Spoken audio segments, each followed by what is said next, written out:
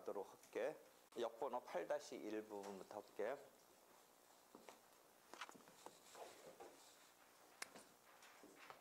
재판이라는 것은 이 그림을 잊지 마라 그랬지. 사실을 확정을 해서 법규의 해석 적용을 해서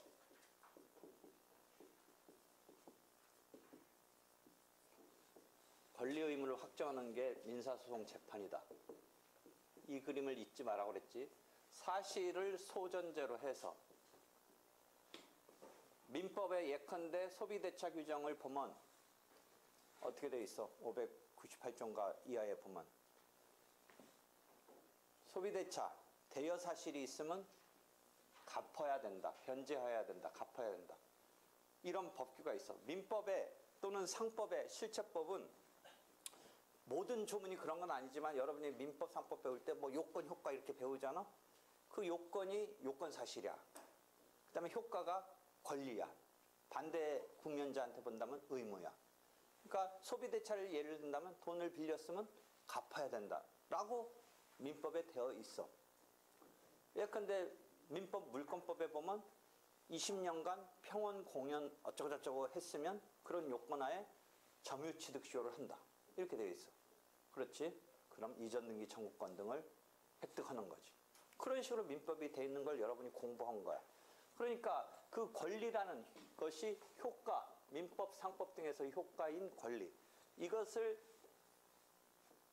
판단자인 법원, 법관에게 인정받아야 돼. 자기가 그런 권리자라는 거. 의무자가 아니라고 다투니까 권리자 입장에서는 그걸 법원으로부터 판단받아야 돼. 그런데 이런 물권, 채권 등의 권리는 눈으로 보거나 만지거나 이렇게 해서 너한테 있다 이렇게 해줄 수 있는 게 아니고 관념적으로 우리가 만든 거야. 관념적으로.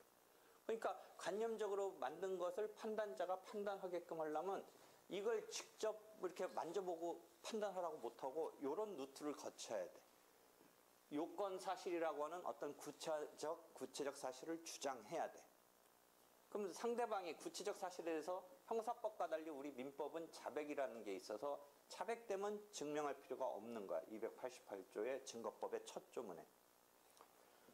상대방이 부인을 하면 증명의 필요가 있는 거야. 부인을 하면, 아니라고 하면. 그럼 이걸 증명을 해야 돼. 그래서 이 사실이 확정되면, 즉 소비대차를 얘기한다면 빌렸다는 사실이 확정이 되면 판단자는 법규를 해석 적용했을 때 민법 그 해당 소비대차의 법조를 적용해. 그러면 갚아야 된다라는 효과가 나와. 민법에 보면 동종, 동질, 동량으로 반환해야 된다. 이렇게 나와. 그 효과로서 반환해야 된다. 이 반환해야 된다가 3단 논법으로 뭐야? 구체적 사실이 있으면 갚아야 된다라는 건데 지금 구체적 사실이 증명됐으면 이 갚아야 된다는 게 효과로 B라는 효과가 갚아야 된다. 반환 청구권이 나에게 있다. 채무자는 갚아야 될 의무가 있다. 이렇게 나타나서 피고는 원고에게 얼마를 줘라. 이런 판결이 나오는 거예요. 만약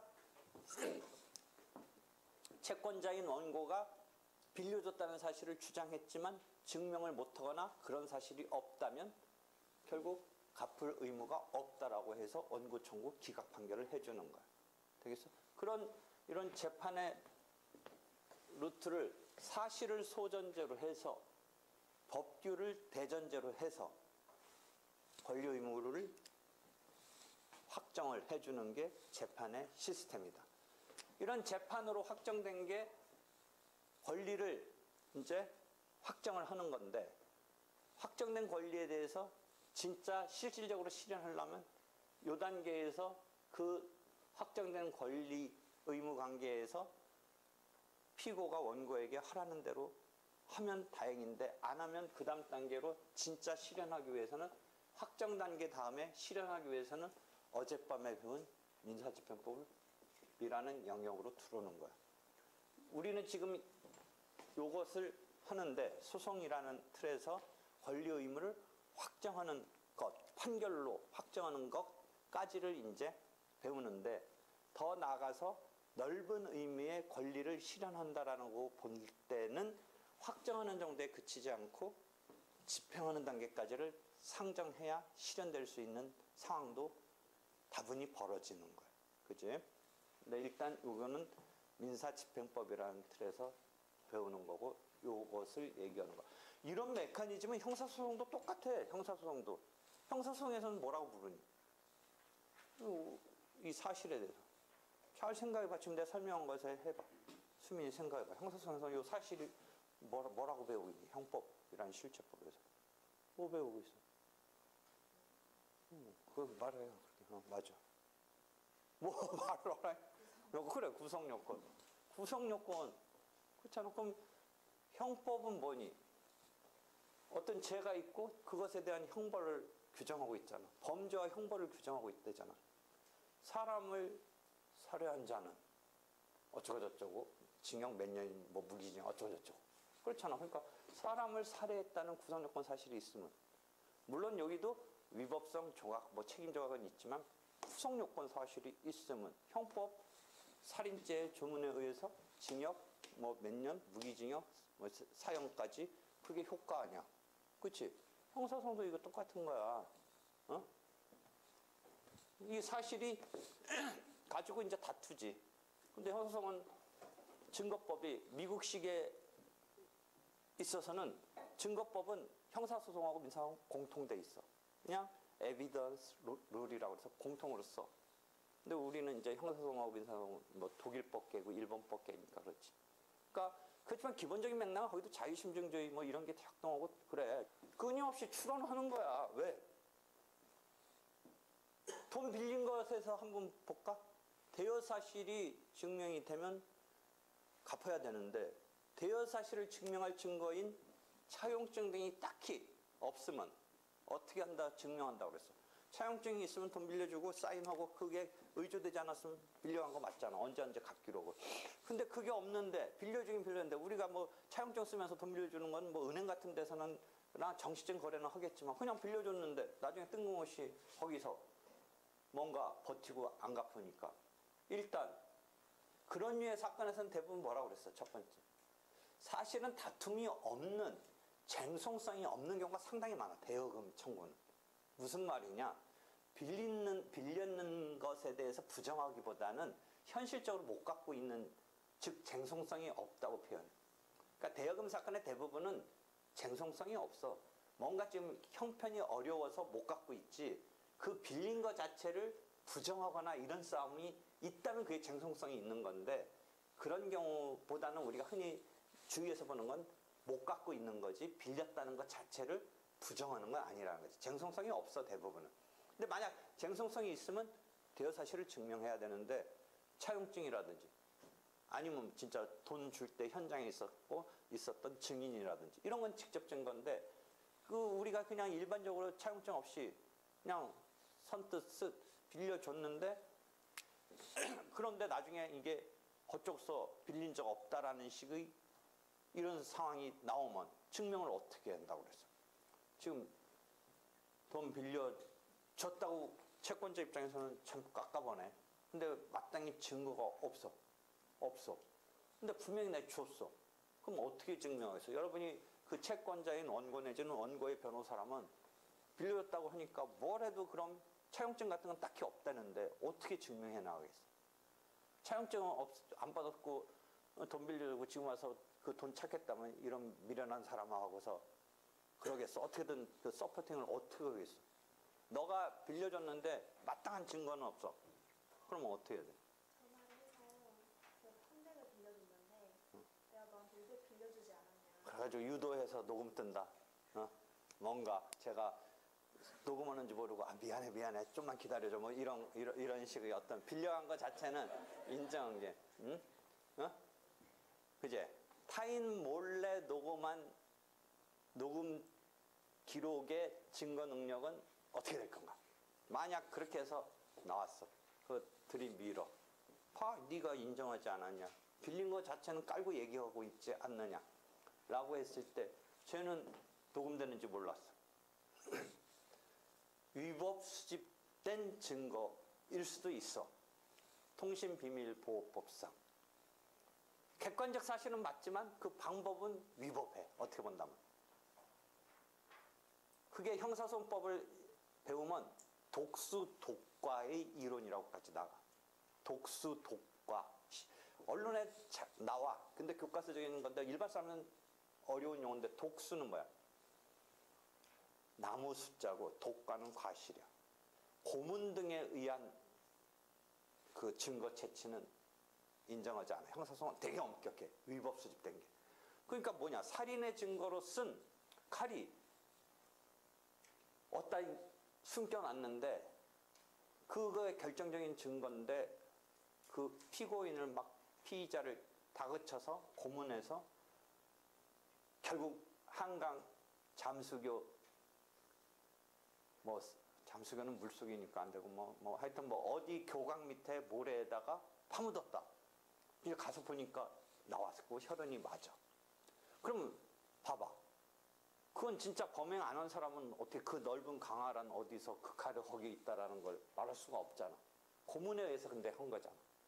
그러면 그걸 증거로 쓸 수 있느냐 보면서 고문에 의해서 위법한 것에 의해서 나온 그 칼 자체는 사실은 살인의 증거로 써도 되겠지. 뭐 혈흔 같은 거나 이런 게 딱 맞으니까. 근데 그걸 수집을 어떻게 한 거야? 고문에 의해서 자백을 받았고 막 이렇게 했을 때 형사소송은 그런 게 무진장 엄격해. 안 돼. 근데 깎아보지. 사실은 고문은 하거나 좀 뭔가 강압적이었지만 그 칼에 따르면 죽인 건 맞잖아. 안 죽인 그 칼을 숨긴 거를 말을 할 수가 없는 상황 아니야. 그걸 현장을 말해줄 수가 없잖아. 진짜 자기가 행동하지 않은 사람은. 맞긴 맞는데 그 증거로 쓰면 안 돼. 근데 민사소송은 위법 수집된 증거라도 증거 능력을 인정하는 게 유연해. 그러니까 민사 증거랑 형사 증거가 여러 가지 차이가 있는데 형사 증거는 고문 등을 막기 위해서 위법 수집 증거, 그거의 대표적인 게 좀 아까 말한 독수 독가의 이론인데 민사소송은 좀 널널해. 그래서 지금 하필이면 나왔는데 전화 같은 걸 해서 통화 같은 걸 하거나 뭐 대화 같은 걸 무단히 녹음한다라는 게 하나의 방법으로 생각했는데 쓸 수는 있어. 8-4 역번호 봐봐. 증거 능력으로서 8-4 역번호 보면 형사소송에서는 증거 능력 제한이 존재하는데 최근 민사소송에서도 위법하게 수집한 증거 방법의 증거 능력이 문제되고 있다. 증거 능력을 인정하지 않아, 형사소송은. 근데 최근 민사소송에서도 문제가 되고 있다고서 다시 역번호 8-123, 이게 아마 자유심증주의에서 나오는 걸 텐데 가서 보면 위법 수집 증거의 증거 능력, 가령 동의 없는 무단 녹음 테이프. 그래서 그 예가 딱 나오는데 김민주가 얘기한 예가 딱 나오잖아. 돈을 빌려줬는데 변제기일이 지났지만 변제하지 않고 있다라고 예가 딱 나오잖아. 그래서 부인할 것에 대비해서 차용 사실에 대해서 이야기를 하면서 김민주 이거 읽고 온 거 아니야? 을이 알지 못하도록 몰래 차용 사실을 녹음하려고 한다. 이거 읽고 온 거 아니야? 어? 판례는 민사소송법이 자유심증주의를 채택하고 있기 때문에 상대방의 부지증 비밀로 대화를 녹음한 소위 녹음 테이프를 위법하게 수집되었다는 이유만으로 증거 능력이 없다고 단정할 수는 없고 판례 문장이라서 이중부정이야. 야, 증거 능력이 없다고는 단정할 수 없으니까 증거 능력이 없다는 거야, 있다는 거야? 어? 있다는 거지, 이중부정. 법원의 재량에 의할 것이다. 자유심증주의라고 해서 증거를 평가해서 심증을 형성하는 게 자유야. 형사소송도 자유심증주의인데 이 자유심증하기 위해서 형사소송에서는 심증의 대상인 이 증거의 능력을 엄격하게 제한해. 형사소송은. 심증은 법관이 자유롭게 하는데 그러면 그 아까 말한 그 칼이 들어가면 혈흔 이런 거 봐서 맞다고 생각하니까 그걸 판단의 대상으로 못 들어가게 막으려는 게 증거 능력서 붙들어내는 게 형사소송은 엄격하다는 거야. 무슨 말인지 알겠어? 근데 민사소송에서는 증거 능력이 좀 그렇게 엄격하지 않아. 그러니까 무단 녹음한 녹음 테이프를 갖고도 인정받을 수도 있는 거야. 자유심증에 있어서 그거 갖고 심증을 형성하는 것을 막지를 못해, 민사소송은. 그게 증거 능력에서 자유심증주의와 관련해서 제한을 시키는 거야. 지금 그래서 하나 중요한 용어를 가르쳐줘. 증거 능력. 이거야. 증거 능력. 응? 증거 능력. 증거 조사의 대상이 될 수 있는 그런 것을 증거 능력이 있다는 거야. 증거력은 뭐야? 증거 능력하고 능자만 빠졌는데 증거력은 그 증거의 신빙성이야. 신뢰도예요. 그러면 뭐를 갖고 얘기하면 여러분 이해하기 쉽냐면 일반 사람들은 뭐 교통사고 나거나 무슨 뭐 사고 났을 때 뭐 모녀지간은 증인이 될 수 없다. 이런 말을 일반 사람들은 하는데 정확히 말하면 그 말하는 취지는 그거야. 모녀지간이기 때문에 증인이 될 수 없는 건 아니고 증인으로서의 증거 능력은 있는데 그 경우는 증거력이 좀 떨어지겠지. 순수한 제3자보다 이게 그런 관계가 있으니까 그쪽한테 아무래도 팔이 안으로 기운다든지 유리하게 한다든지 하는 그런 게 증거력이라는 용어야. 그러니까 증거 능력은 민사소송에서 원칙적으로 제한이 없다야. 위법하게 수집된 증거조차도 쓰일 수 있다는 거야. 형사소송과 비교해서. 지금 형사소송법도 지금 같은 루트로 일을 지금 배우고 있는 거니까 아직 안 배울 수도 있어. 증거 그 부분. 같이 진행. 그러니까 민사소송을 먼저 배워놓으면 형사소송과 행정소송법, 헌법소송까지가 절차법은 다 소송법에서 틀에서 나가는 거니까 그게 어떻게 보면 소송법을 먼저 깨우치는 게 좋긴 한데 지금 다 동시에 나가고 있네. 하여튼 그런 증거 능력, 증거력까지 개념이 있어.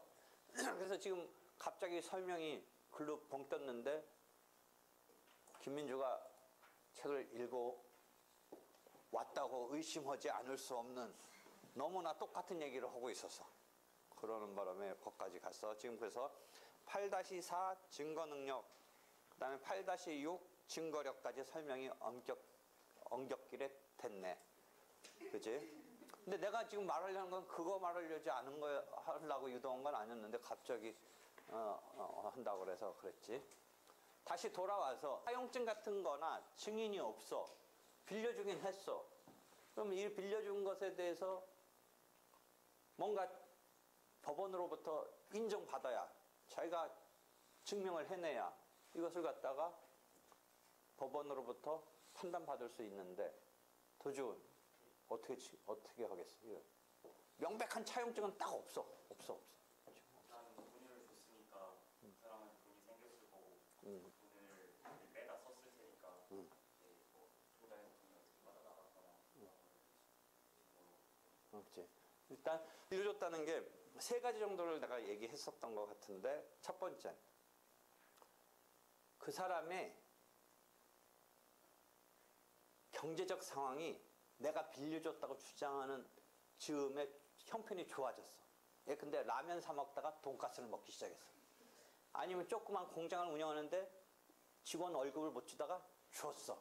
그러니까 뭔가 돈이 생겼다는 상황이 하나 있잖아. 그치? 그 다음에 이런 상황이 또 하나 있어. 변제기가 내가 주장하는 변제기 이후에 그 사람을 만났는데 채무자가 갑자기 내뺐어. 내뺀 이유가 왜일까? 뭐 이유는 몰라. 뭔가 갑자기 화장실이 가고 싶었다라고 할 수도 있지만 하여튼 나를 피했어 갑자기. 그거 왜 피했을까? 이유는 몰라. 그치? 그리고 내 입장에서는 내가 그 사람한테 현금으로 줄 수도 있지만 예컨대 뭐 돈을 뭔가 때문에 그 사람한테 뭐 간 흔적이 있으면 제일 좋은데 그것도 직접적으로는 대했다는 증거는 아닌데 그 사람이 뭐라고 얘기하냐면 만약에 돈 간 것까지 막 통장 이체한 게 있다고 하더라도 그 사람이 이렇게 주장할 가능성. 그 건 온 거는 딴 건에 내가 오히려 너한테 빌려줬던 돈이 갚으면서 온 돈이다. 내가 빌린 돈 아니다. 뭐 이렇게 얘기할 수도 있기 때문에 뭐 직접적인 건 아니야. 거기에 뭐 좀 더 확실한 뭐가 붙어야지. 그렇지만 하여튼 그런저런 것의 상황을 정황이라고 그래. 정황. 그래서 그런 정황이 모여져서 판단자가 판단자가 빌려줬다고 판단하면 이게 성공한 거야, 입증에. 그러니까 직접적인 증거가 차용증 등이 있다면, 이런 것을 이제 용어 하나 가르쳐 줄게. 직접 증거라고 그래. 직접 증거가 있다면 이 차용증이 위조됐느냐 아니냐 이 싸움일 뿐이지, 이건 직접 증거인 거야. 근데 그런 직접적인 증거가 없으니까 정황적으로 아까 내뺀 거, 그 다음에 그 사람이 경제적 형편이 좋아진 거, 이런 등등을 비췄을 때 여러분이 판단자라면 이런 정황을 뒷받침하는 증거는 있어. 내뺐을 때 목격한 사람이 있고, 내뺀 목적은 왜 그랬는지는 모르지만 하여튼 후다닥 도망간 거는 본 사람이 있어. 그 다음에 경제적 형편이 좋아진 건 객관적으로 있어. 뭐 증인도 있고, 그 공장이 제대로 월급도 못 주다가 가동이 됐다든지, 라면 먹다가 돈가스를 먹었다든지, 이거 증명이 돼. 그런 증거는 간접 증거라고 해. 즉, 이 정황 사실은 간접 사실이라고 그래. 즉, 요때 요건 사실은 그런 의미에서는 직접 사실이라고 그래. 대여 사실이라는 직접 사실을 증명하는 직접 증거가 있다면 다행인데, 그 직접 증거가 없다면 간접 사실을 증명해서 간접 사실로부터 직접 사실을 추인하는 거야. 그 영역에서도 자유심증주의가 작동하고, 그렇지. 그렇잖아. 그럼 이번 드루킹 사건도, 또 이것도 내가 좌파도 우파도 아니야. 그냥 그대로 분석해. 드루킹 사건도 뭐야? 지금 계속 보인다 하고 이쪽은 그 이상하다. 직접 증거가 없는데 어쩌고 저쩌고인데, 이거잖아. 뭐죠? 파란들 사무소인가 뭐지? 뭐 느릅나무 사무실인가를 갔다는 것까지는 나왔잖아. 그지? 그리고 현장에는 있었는데 못 봤다는 거 아니야, 이쪽은. 막 조작하는 시스템을 개발한 거나 그걸 작동하는 걸 못 봤다는 거고, 이쪽은 구현해줘서 봤다는 거 아니야. 근데 로그인 한 건 있어. 이쪽이 막 뭔가 그 시간에 뭔가 이렇게 작동을 시켜봤어. 그럼 과연 봤느냐 안 봤느냐인데, 갔다. 작동했다. 그래서 판단자는 그런 정황을 갖고 봤다라고 판단한 거지. 본 것으로 보인다라고 한 거지. 봤다라고 딱 못하는 건 추론의 과정에서 그런 거지. 그러니까 여러분이 리트에서 추론을 배우는 게 그거잖아. 법학 적성이 리트에서 추론을 하고 해서 했는데, 그거 보고 들어온 거 아니야. 그 점수 잘 맞아서 들어온 거 아니야. 머리 지금 다 좋아가지고. 이때 추론을 하는 거잖아. 이렇게. 그렇지만 그 추론은 지가 혼자 황당하게 하면 안 되지.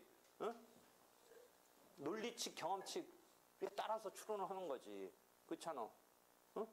그래서 하는 거야. 그 판사가 그렇게 논리칙, 경험칙에 의해서 이리저리 이래서 이렇다고 너 봤다.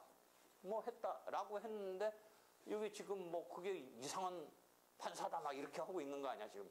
그렇게 한 거야, 지금.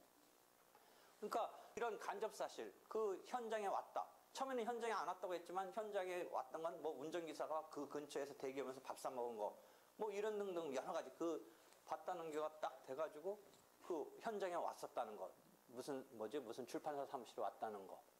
그 다음에 이쪽에서는 그 시간대 무슨 그 작동하는 로그인을 그 로그인 기록은 있고, 그 진짜 과연 보면서 오케이를 했느냐는 지금 그걸 확정하는데, 그 확정은 지금 이쪽은 아니라고 하니까 확정을 못하고 이쪽은 봤다는 거고, 이쪽은 그 실험한 것에 대해서 수락을 하고 뭔가 동의를 하면서 했다는, 그것을 확정하기 위해서는 딱 그 자체는 딱히 없는 거야. 그렇지? 그렇지만 이런 정도면 있었던 거 아니냐, 봤던 거 아니냐. 있었던 거는 자기네들도 인정하기도 하고 증거도 있어. 그럼 과연 보면서 오케이 했느냐, 그 부분인데, 그건 추론을 한 거지. 그런 정도였으면 봤다는 거지. 로그인을 왜 했겠냐, 갑자기. 보여주려고 한 거 아니냐. 그다음에 그 시간에는 앉아 있었긴 했는데 못 봤다고 하는데, 그 싸움이었지. 그치? 그래서 형사상도 그런 추론을 하는 거야. 이런 자유심증주의. 그렇지? 그러니까 203조 등의 자유심증주의 조문을 봐봐. 이건 자유심증주의는 판결하기 위해 그런 부분에서의 조문이야. 지금 증거법에 안 나와. 그건 증거법에서 설명하는 원칙인데, 203조? 몇 조? 202조? 202조 자유심증주의 한번 읽어봐.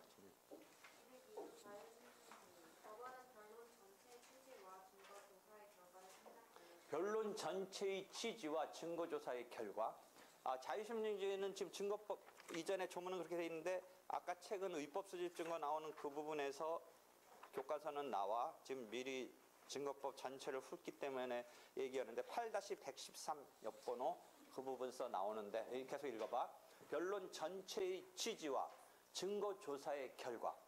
생각하여 자유로운 신분으로 사회 정의와 형평의 이념에 입각하여 논리와 경험의 법칙에 따라 사실 주장이 진실한지 아닌지를 판단한다. 그러니까 형사소송서 작동하는 원칙이고 민사소송 작동하는데 일단 증거조사한 결과, 뭐 증인조사, 뭐 문서, 서증조사 한 결과를 갖고 논리칙, 경험칙에 의해서 판단을 하는 거야, 판단자가. 물론 그 앞에 증거조사 결과 앞에 변론 전체의 취지, 꼭 증거조사 결과뿐만 아니라 법정에서 판단자가 변론을 하는, 우리 민사소송에서 변론을 펼치는 어떤 태도 같은 거, 이런 것을 감안해 가면서 이렇게 해서 어떤 판단을 재량으로, 그 재량이라는 것은 그렇다고 완전 지 맘대로라는 의미는 아니고 헌법과 양심에 따르고 논리칙, 경험칙을 써가면서 하는 거지. 그러니까 논리칙, 경험칙에 의해서 판단자가 자유심증, 사실 인정은 판단적인 법관이 뭔가 완전히 지 맘대로 하라는 의미는 아니지만 재량으로 한다라고 딱 되어 있는 거야. 그건 우리가 받아들여야 돼. 근데 그걸 갖고 문제 삼으면 뭐 이 사법제도라는 게 이게 우리가 갖고 있는 의미가 없는 거지. 그렇잖아? 그건 그 판사가 논리칙, 경험칙에 의해서 한 거지. 근데 진짜 누가 봐도 황당한, 그래서 나중에 보면 경험칙에 대해서 따질 수는 없지만 현저한 경험칙 위반은 혹시 따질 수 있지 않느냐, 뭐 이런 얘기 등이 나와. 하여튼 이런 지금 직접 사실, 간접 사실, 자유심증주의 뭐 이렇게 해서 이 사실을 확정하는 거야.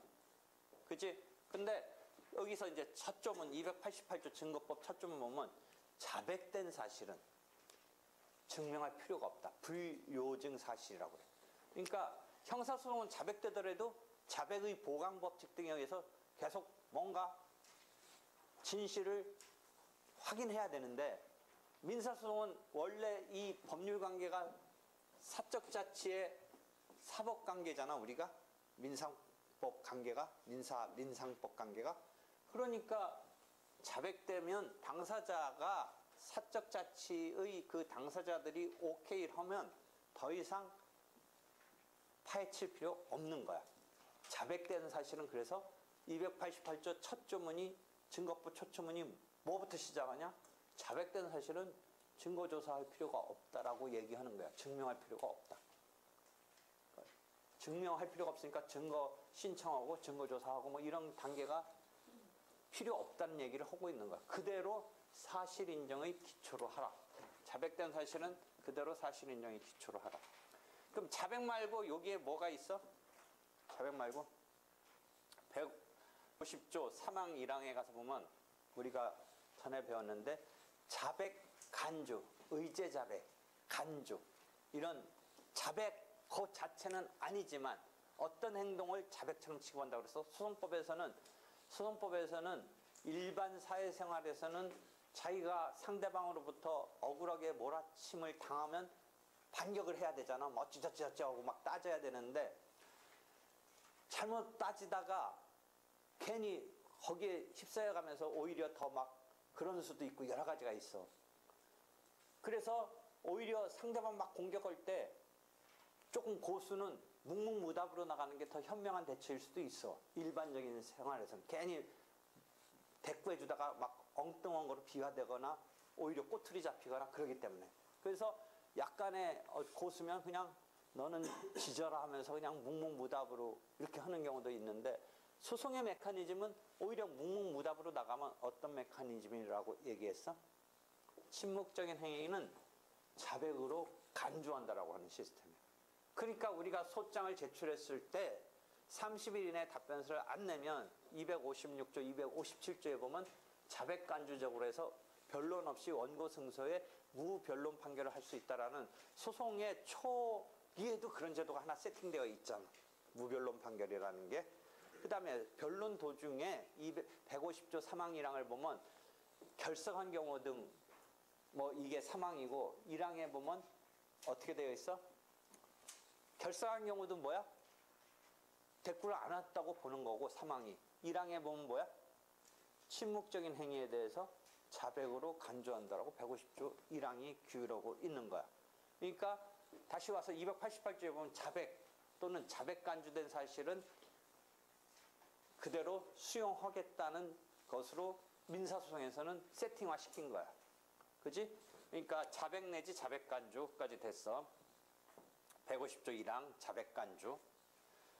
반면 부인하거나 150조 2항에 보면 부지라는 게 있어. 부지. 모르겠다. 150조 2항 읽어봐. 부지. 부인으로 부지는 150조 2항에 봐봐. 읽어봐. 찾은 사람.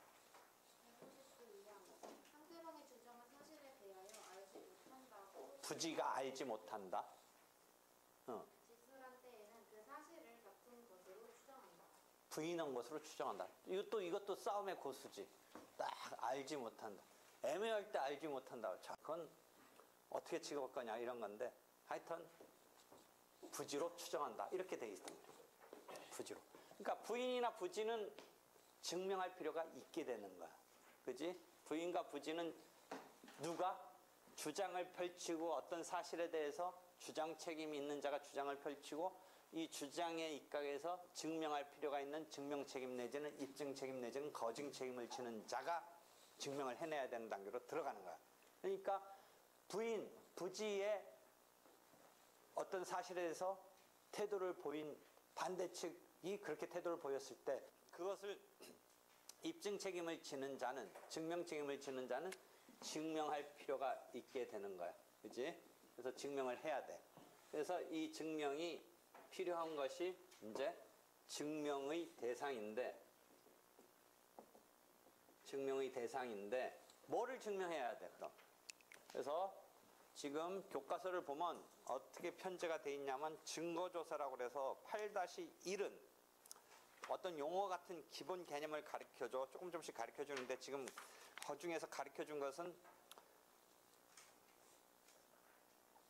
8-4 증거능력 8-6 증거력 이런 거 가르쳐줬고 그 다음에 8-8 직접 증거 간접 증거 이런 거 가르쳐줬고 그 다음에 8-10 증명 소명은 여기서 가르쳐준 건 아니고 어제 민사집행법 얘기할 때 소명 조금 가르쳐주고 소명이라는 용어는 계속 나와 어디든 여기 아니더라도 일단 그렇게 이야기를 해줬어. 그래서 그게 총론적인 어떤 개념이야.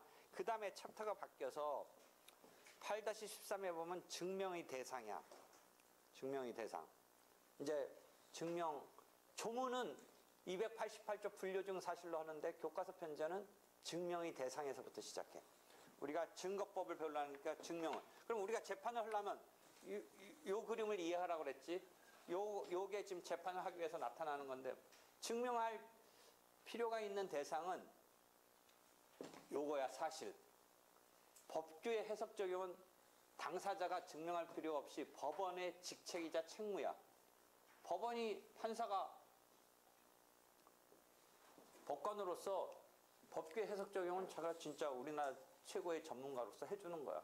당사자가 거기까지 뭔가 주장은 할 수가 있어, 당사자가.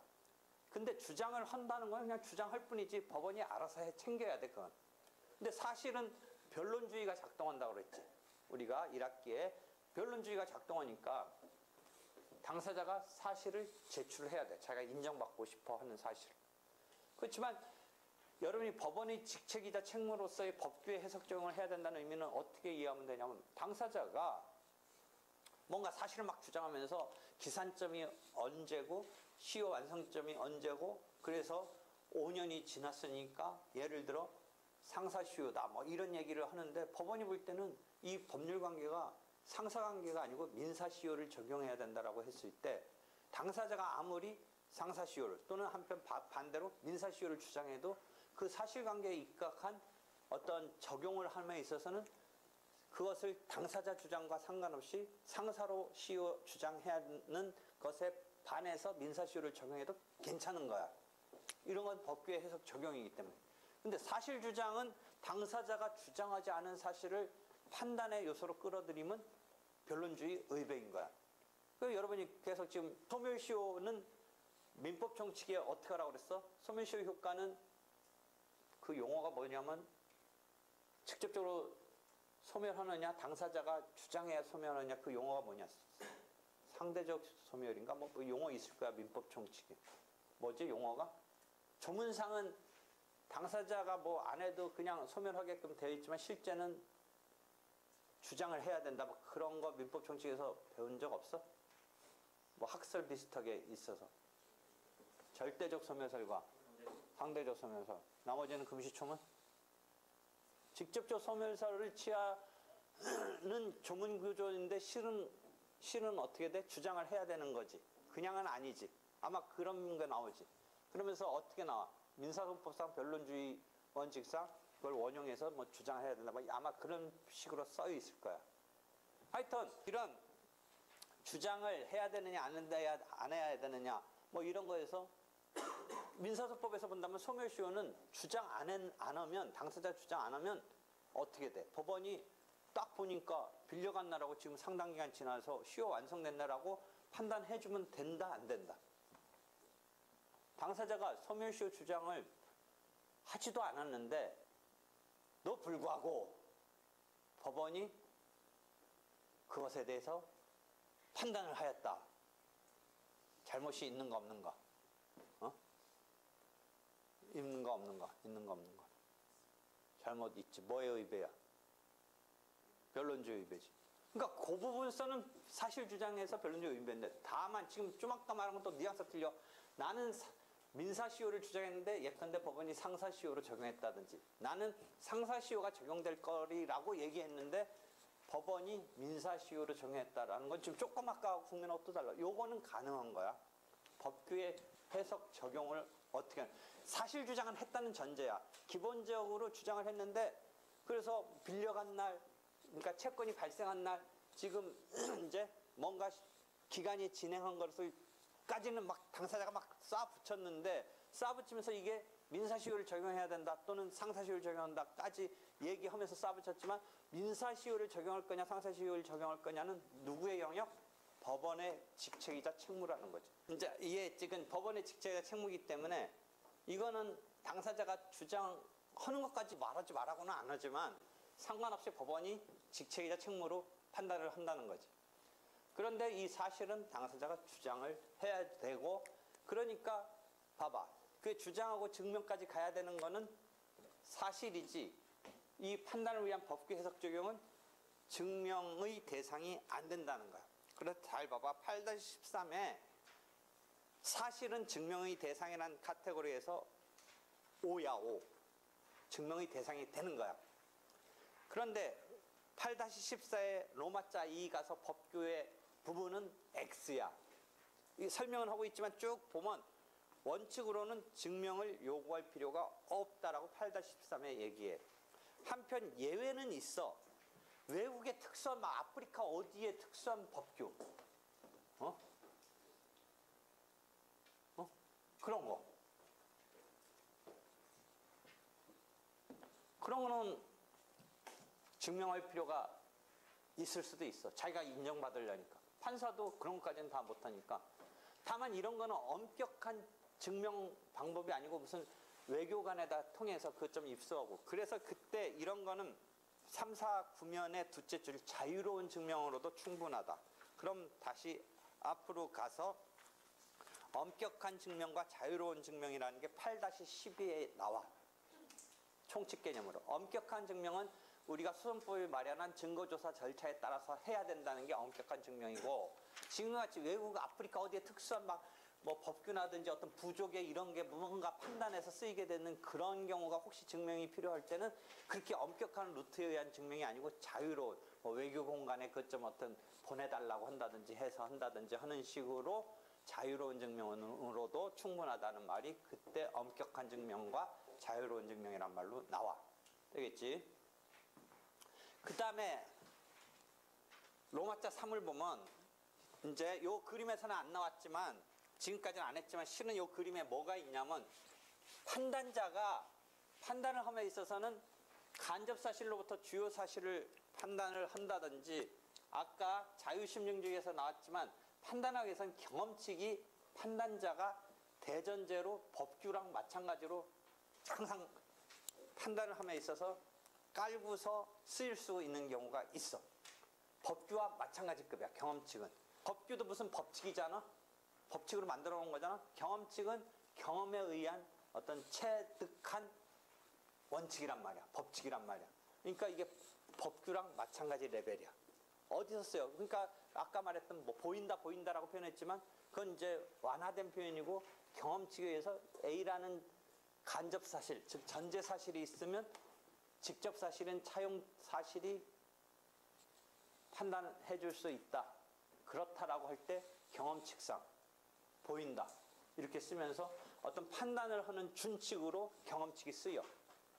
그러니까 경험칙도 이제 이렇게 말해줬으니까 증명의 필요가 있어 없어? X지 일단. 법규와 마찬가지로 X란 말이야. 다만 경험칙도 보통 판단자인 법관이 갖고 있는 능력 이상의 특수한 경험칙. 예를 들어 비가 오면 길이 미끄럽다는 누구나 알 수 있는 경험칙이야. 그렇지? 미끄럽다. 그러니까 그것 때문에 사고 난 것에 대해서 그런 경험칙이 작동할 수 있는데 예컨대 무슨 수면제를 어느 정도 먹으면 치사량이 이르느냐. 요건 판단자도 잘 모르고 예컨대 의사한테 물어봐서 뭐 할 수 있어. 그런 건 약간 전문적인 경험칙이야.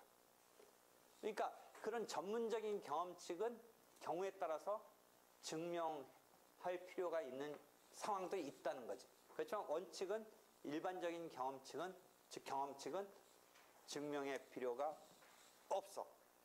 그치?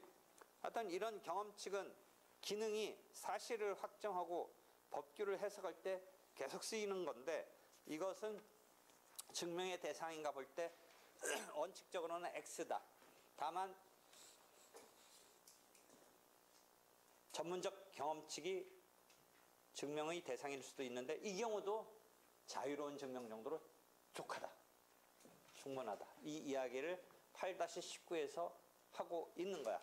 그 다음에 8-20은 아까 자유심증주의에 따라서 그렇게 판단하는 것에 대해서 자유재량이니까 함부로 문제 삼을 수는 없지, 판단이. 그렇지만 현저한 경험칙 의배면 상고 잘못됐다고 따질 수 있는 여지가 전혀 없는 건 아닌데 하여튼 원칙적으로는 이제 그건 법관의 판단의 자유로운 재량의 영역이니까 문제 삼을 수는 없다인데 누가 봐도 이상하다 하면서 얘를 여기는 안 들어놨는데 나중에 가서 보면 나와. 8-120에 가면 대형 트럭에 깔렸는데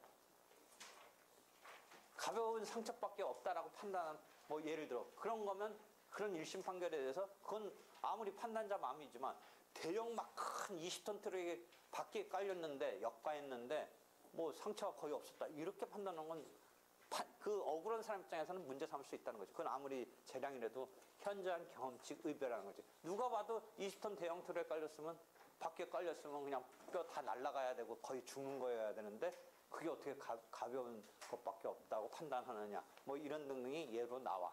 나중에 가서 보면. 그러니까 경험칙까지가 이제 증명의 대상에서 지금 체크를 하는데 결국 그럼 우리가 판단을 하기 위해서는 이 그림을 본다면 사실과 법규에 버금가는 경험칙이 판단을 위해서 등장하는 요소인데 그 가운데 체크하고 쳐내니까 뭐만 남아? 증명의 대상은. 결국 사실만 남잖아. 그지? 이렇게 사실만 남는 거야. 이건 이제 쳐냈지. 경험칙도 쳐냈지. 그럼 사실만 남아. 그렇게 해서 사실이 증명의 대상이 된다라는 게 지금 요번 챕터에서 정리하면서 그 다음 챕터로 넘어갔더니 챕터 3으로 넘어갔더니 뭐가 나와? 아까 잠깐 말한 불요증 사실이라는 챕터가 나와. 그럼 봐봐.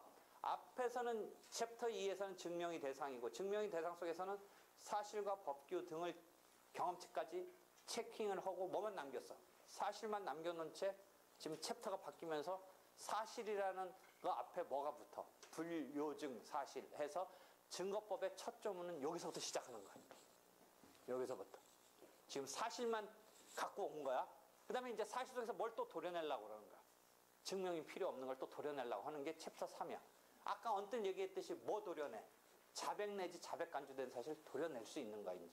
그럼 남는 건 뭐야? 부인 내지는 부지라는 것만 갖고 이제 증거조사로 가는 거야. 그치?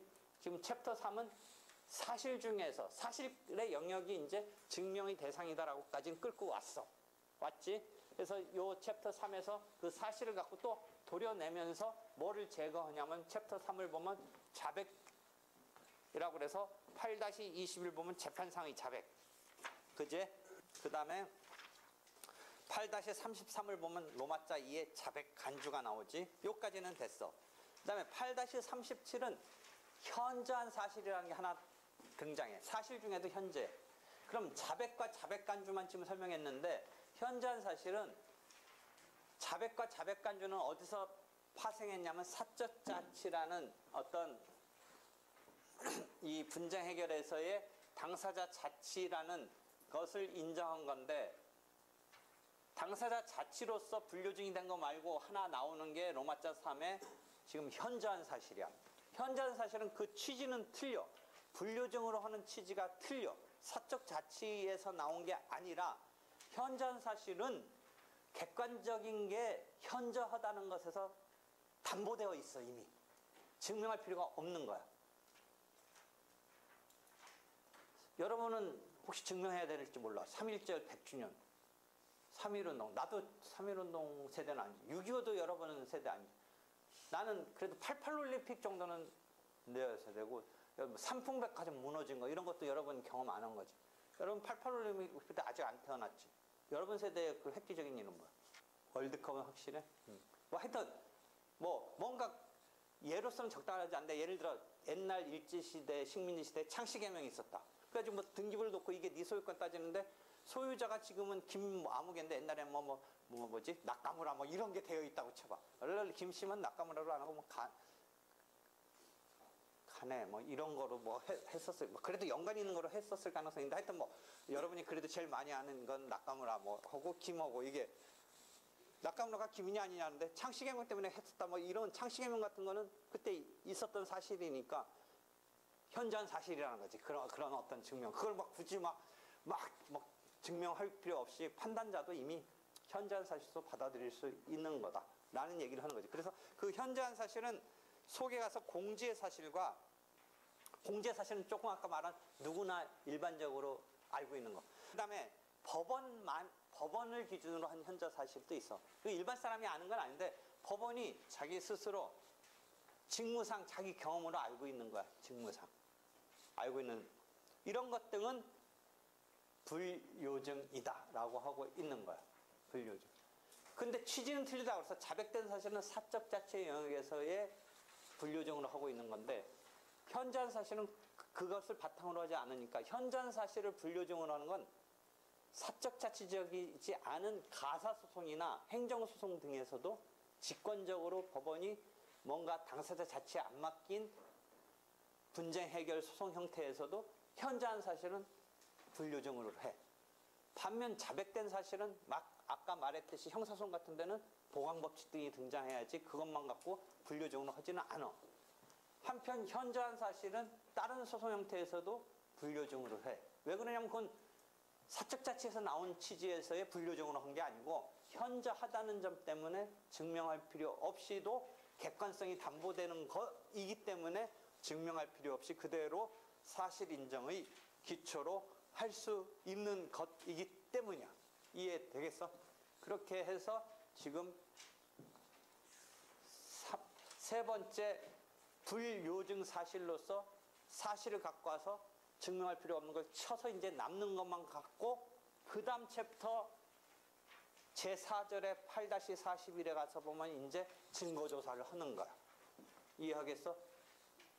넥스트 증거조사는. 오늘 수고했어. 여기까지.